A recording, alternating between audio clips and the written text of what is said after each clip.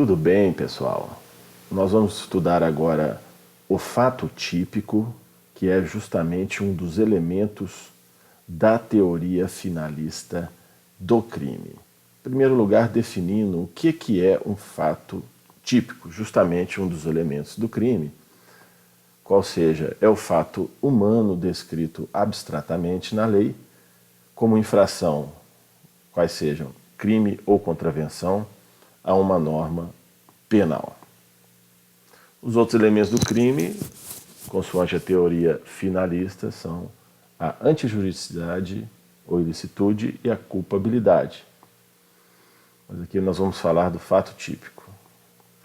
Ele é contemplado pela conduta, qual seja, nós vamos especificar aqui os tipos de conduta possíveis. A conduta dolosa, ela vem justamente definida no artigo 18 do Código Penal, no seu inciso 1º, qual seja, que considera como dolosa a conduta criminosa na qual o agente quis ou assumiu o resultado, mesmo não querendo.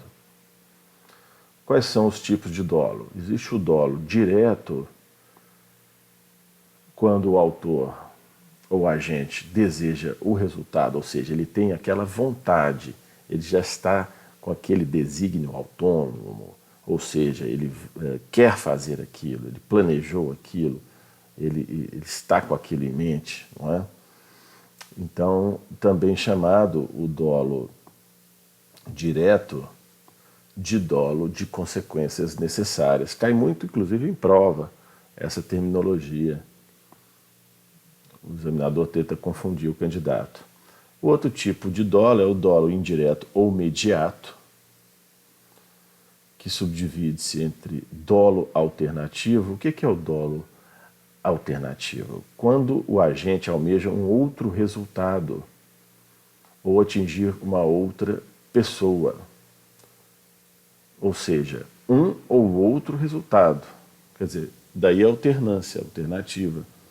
É uma das espécies do dolo imediato. Exemplo, dar golpes de facas em alguém com a intenção de ferir ou, eu saliento, ou matar, ou seja, um ou outro verbo. Nessas circunstâncias, deve o agente responder pelo crime mais grave, ou seja, o homicídio, tentado ou consumado. O dolo eventual, ele justamente é caracterizado quando o agente não deseja o resultado. Ou seja, existiu uma consciência do risco, ou seja, o agente tem pleno entendimento que aquela situação pode ocorrer, porém ignora o risco, não é? Ele simplesmente assume o risco, não toma nenhuma providência para evitar que esse risco aconteça, então simplesmente ignora, não está nem aí. Então, justamente não faz nada para tentar evitar o risco, nenhuma ação preventiva. Então ele, como diz o outro, deixa acontecer. Então essa é a característica do dolo eventual. No tocante às teorias do dolo, nós temos a teoria extremada do dolo, que é caracterizada quando a real consciência da ilicitude é elemento do dolo. Então existe a real consciência. Já para a teoria limitada do dolo, o potencial conhecimento da ilicitude é elemento do dolo, apenas o potencial, não o real. Falando agora sobre a conduta culposa. Segundo o inciso 2 do artigo 18 do Código Penal, crime culposo é quando o agente deu causa ao resultado por imprudência, negligência ou imperícia. O que se define pela imprudência? A imprudência é o ato realizado sem a cautela necessária, qual seja, o autor sabe que não deve agir de determinada forma, tem a plena consciência, mas não respeita a precaução por entender que esse ato não causará maiores consequências. Exemplo, para passagem proibida. Então daí vem a imprudência. Negligência ocorre por falta de uma ação, ou seja, ocorre sempre antes do início da conduta. Então, qual seja, o crime culposo só ocorre em caso de determinado resultado. A simples não verificação dos freios não é crime culposo, por exemplo. Apenas, por exemplo, devido a ela ocorrer uma morte por atropelamento. Então, justamente revisando aqui, ocorreu a falta de uma ação, na hipótese, que é a verificação dos freios, né? Antes do início da conduta, ou seja, antes do motorista iniciar a direção do veículo. Porém, se não aconteceu nada, não existe crime. Só vai acontecer o crime quando ocorre o resultado. E a imperícia é justamente a incapacidade, a falta de conhecimento ou habilidade em determinada profissão. Ou seja, por exemplo, o atirador de elite que mata a vítima em vez de matar, infelizmente, é claro, salientando, o agente, quem está praticando o delito. O crime culposo advém daquele que não deseja o resultado e causa a morte de alguém, por exemplo. Mas, se não tiver sido imprudente, negligente ou imperito, quais sejam as três vertentes que ocasionam a culpa, não responde por crime algum. Qual seja, resumindo esse ponto, pessoal, tem que ficar muito bem claro para todo mundo. Para haver crime, há necessariamente de haver o componente subjetivo, ou seja, o dolo ou a culpa. Novamente frisando, a responsabilidade penal é subjetiva, depende do dolo ou culpa, e não objetiva, que seria apenas pelo fato em si ter acontecido. Isso também cai aos montes em concurso, perguntas relacionadas com essa definição. Eu vou falar agora sobre a previsibilidade objetiva, é justamente a diferença da culpa inconsciente da culpa consciente. A culpa inconsciente ocorreu uma falta de previsão do agente. Na culpa inconsciente, o agente não prevê o resultado, apesar de ser previsível. Justamente na culpa inconsciente, por que é inconsciente? Justamente que o agente não a previu, entretanto, ela poderia ser prevista.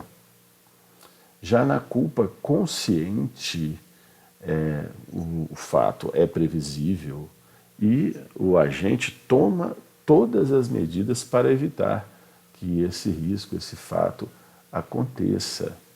Mas mesmo assim acontece o fato. Então a culpa consciente, fazendo um paralelo com o dolo eventual, é muito diferente. Ou seja, na culpa consciente, o agente toma todas as medidas para evitar. No dolo eventual, só para recapitular, não. O agente deixa acontecer, ele também tem a noção do risco, porém nada faz, diferente da culpa consciente. Passando aqui agora pela conduta omissiva, qual seja, o crime omissivo é aquele que é praticado por meio de um comportamento negativo, qual seja, uma abstenção, um não fazer. Então nós temos a omissão própria quando a omissão advém de um dever de agir imposto normativamente, qual seja previsto em lei. Então existe uma obrigação em lei que não é realizada pelo agente. Dispensa, em regra, a relação de causalidade naturalística. Já na omissão imprópria, o dever de agir violado é para evitar um resultado concreto. Essa é a distinção. Já na conduta comissiva, justamente é aquele que é praticado por um comportamento positivo, ou seja, uma ação, um fazer. O resultado, que é também dentro do fato típico um dos seus componentes, ou seja, rememorando, existe a conduta, o resultado, o nexo causal e a tipicidade. Nós entraremos agora na abordagem sobre o resultado. O resultado justamente é o efeito natural da ação que configura a conduta típica, ou seja, o fato tipicamente relevante produzido no mundo exterior pelo movimento corpóreo do agente caracteriza o resultado, ou seja, é o efeito, o resultado é efeito, justamente produzido no mundo exterior pelo movimento corpóreo do agente. Entrando no nexo causal, justamente é a ligação existente entre a conduta do agente e o resultado que essa conduta produziu. Ou seja, existe uma conduta e existe um resultado. Estão intrinsecamente ligados. Conduta e resultado. Está aí o elo do nexo causal representando.